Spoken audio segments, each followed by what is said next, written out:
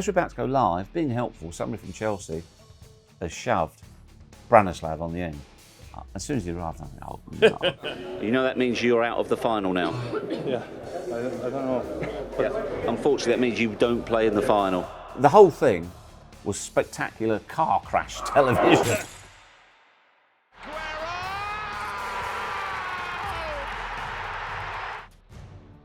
The joy of football. And sometimes you are the story, like when you told Branislav Ivanovic in Barcelona that he was suspended for the Champions League final, and he after the semi-final, and he had no idea. No, that was wasn't quite the best piece of television I've ever contributed to. But funny, but it's unforgettable. Yeah, the backstory to it is, so first half, so the game goes on, and there's a yellow card brandished, and we don't know who it's to. It's because it was Drogba commits the foul, he got booked for the foul, and then we don't know who this yellow card is for, and we try via the ref, etc. We don't know who his has been booked. We don't know. Then somebody says we think it might have been Branislav. Now, do you know what he was actually booked for? No. There you go. I can't remember. Right. Well, see, nobody knew. He scuffed up the penalty spot. Oh, that's right. I remember now. Yes. So we didn't see it. Mm-hmm. So post-match euphoria, Chelsea through to the final. I mean, we'd already had the mayhem of JT getting sent off and all of that stuff. I interviewed JT at half-time. Then Steve Atkins came and said, "What are you doing? You can't interview me." I said, "Well, it's done. It's out, mate." And so I'm stood there. And because of the way the tunnel is, the new camp, I've got my back to the players coming up the tunnel. You can hear all the whoops, the mayhem. And I'm hardwired. I can't move. In comes Petr Cech. Brilliant. Sound. Good as gold. They shove in Ashley Cole. Brilliant. Here we go. As we're about to go live, being helpful, somebody from Chelsea has shoved Branislav on the end. As soon as he arrived, I think, oh, no.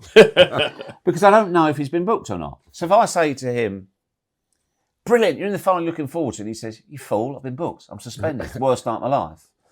Or if I carry on and say, "Well, you're out. You know, you're not in the final. You must be gutted." He said, "I wasn't booked." And he wasn't booked. I don't know. So I'll do these two. I'm desperately trying to ignore. This is the elephant in the room. I'm going to have to go there. So I go to Branislav, who's a lovely fella, and I say to him, "Unfortunately, you were booked. You realise obviously you can't play in the final." At which point he's either got to say, "Yes, I'm gutted," and he went, "Yes, I think so." Which tells me nothing.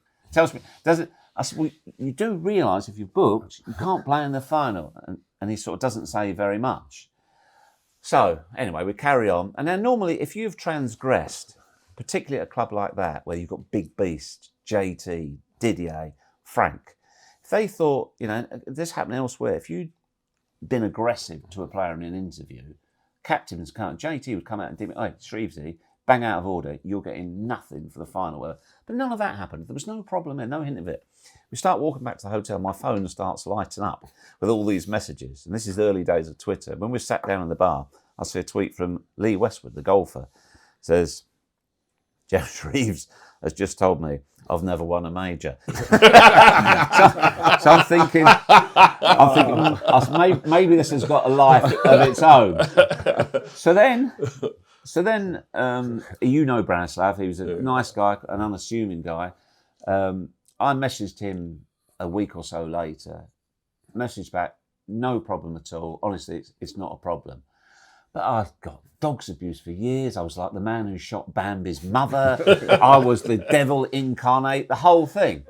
And it was only about 2 summers ago, I think I was finally vindicated. Alison Rudd of The Times, an excellent writer, she was interviewed via Zoom, Branislav, for the Sunday Times when he was at West Brom. They were talking, chat. And she said, "Oh, by the way, I did mean to ask you, that night, Barcelona, with Geoff," he said, "honestly," he said, the Chelsea staff, so it's Roberto Di Matteo in charge, had not told the players who were on a booking. They didn't mention it." He said, "because they didn't want it on their minds He said, and so it wasn't in the forefront of our minds. He said, so when Geoff said it, he said, I didn't have a clue. I didn't really understand. He said, I went back in the dressing room. I'm celebrating. It's only when I got the coach and I sat down and I looked at the messages, that was the only point I realised that I wasn't playing in the final. So the whole thing was spectacular car crash television. The golden rule in television is never, ever make the viewer feel uncomfortable. On that basis, I think I achieved a 10 out of 10.